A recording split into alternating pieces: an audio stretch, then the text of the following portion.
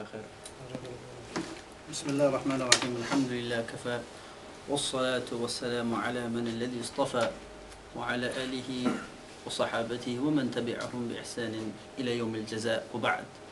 قال الله تبارك وتعالى في القرآن الكريم بعد أعوذ بالله من الشيطان الرجيم بسم الله الرحمن الرحيم إن الله وملائكته يصلون على النبي يا أيها الذين آمنوا صلوا عليه وسلموا تسليما اللهم صل وسلم وبارك على محمد وعلى آل محمد وبارك وسلم وصل عليه. Brothers, Assalamu alaikum wa rahmatullahi wa barakatuh.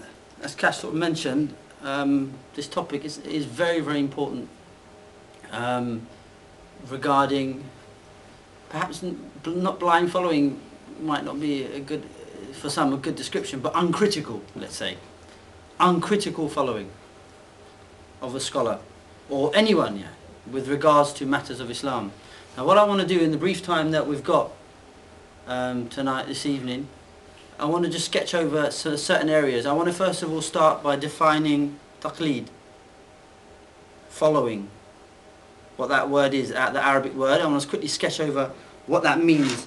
Then I want to go over with some of the proofs for taqleed in Islam, why we are allowed to follow ulama. Yeah?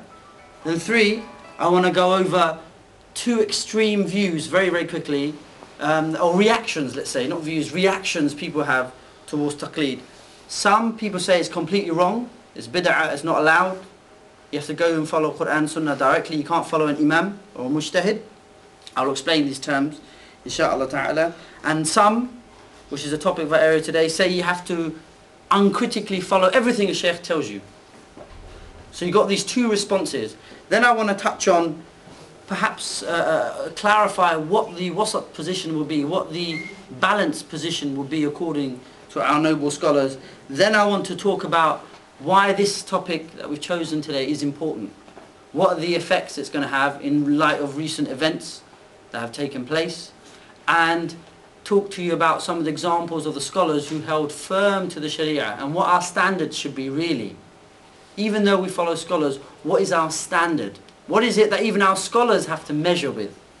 That's the way to look at it really. Then we can make some conclusions and open it up for any questions and comments. Alright, very quickly, let's skate over some terms.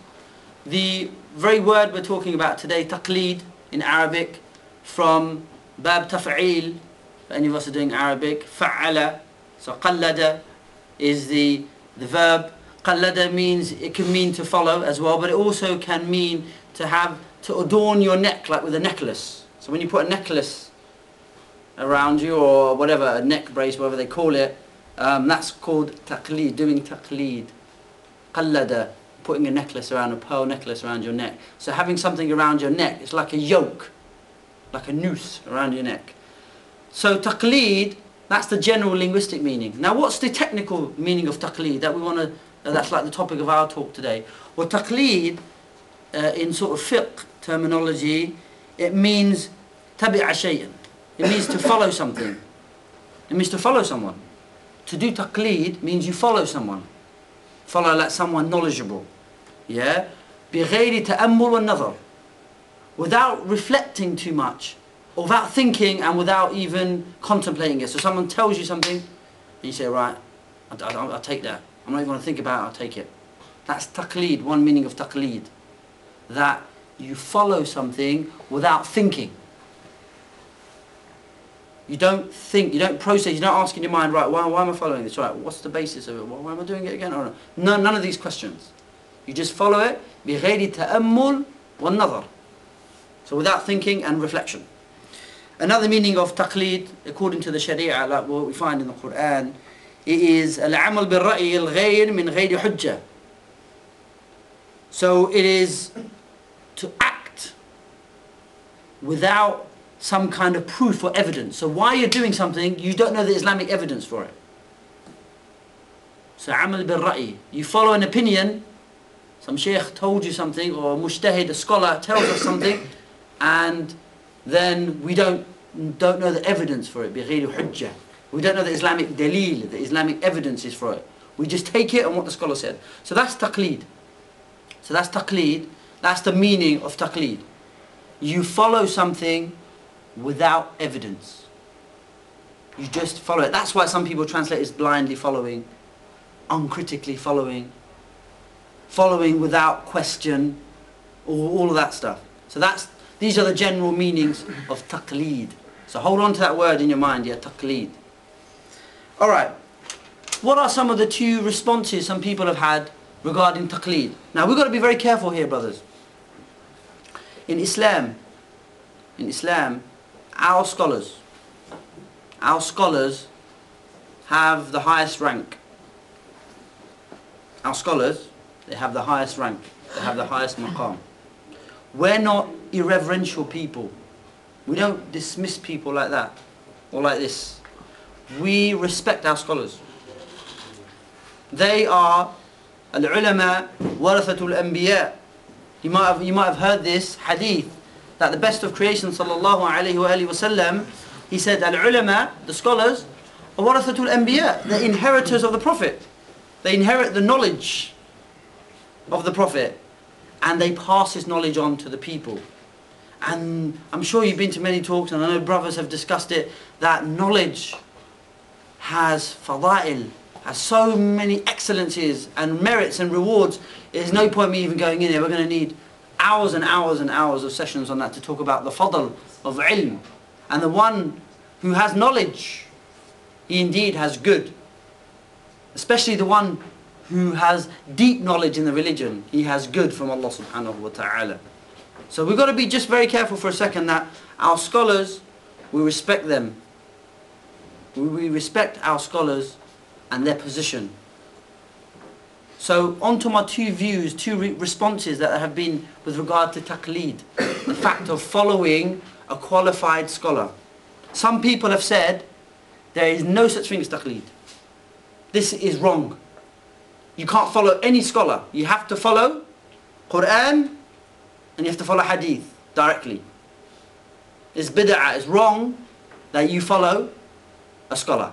You got to go to Qur'an and hadith. You have to follow Qur'an and hadith directly.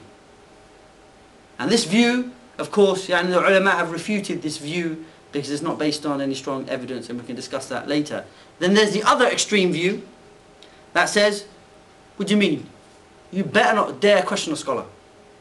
You're not allowed to question a scholar at all.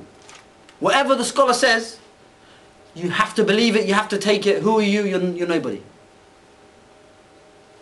Don't even think about, even before even opening your mouth when the scholar says something, you're not allowed to do that. Not even allowed to have a question in your mind. Whatever the sheikh says, or the alim, or the faqih, or the mujtahid says, we will take it lock, stock. We ain't going to question it. We ain't going to question it. So whatever he says, that is the truth. That is the truth. Now, it's this view, it's this response really I want to focus on a bit. Because, as was mentioned, you know, we believe, as I mentioned, our scholars have respect, have izzah, have dignity, have honor, have sharaf, have a high position in Islam. But, our scholars are not ma'soom. We're not Shia. The Shia, they believe that the Imams, the 12 Imams, or however many, whatever branch of Shi'ism it might be, believe that Imams can never make mistakes. They're ma'soom. Whereas we believe that Anbiya al-Kiram, alayhim as-salam, all the Anbiya are ma'soom. The Anbiyas don't make mistakes in the deen. Allah protected the Anbiya, the Prophets, the Nabis, but we don't believe that our scholars are ma'soom. That they can never be wrong. They can be wrong. Why? Because they're human beings. They can make mistakes. They might have forgotten something. They might have misread a hadith. They might have forgotten a hadith. They might have misread the ayah. They might have not had all the evidences for them to understand something. They can make mistakes. They're fallible. They can make mistakes. Now what this view says, this second response that says, don't ever question a scholar. Now this is a bit problematic now. What if the scholar makes a mistake in something that we all know is clear cut in the religion? Some things Brother, some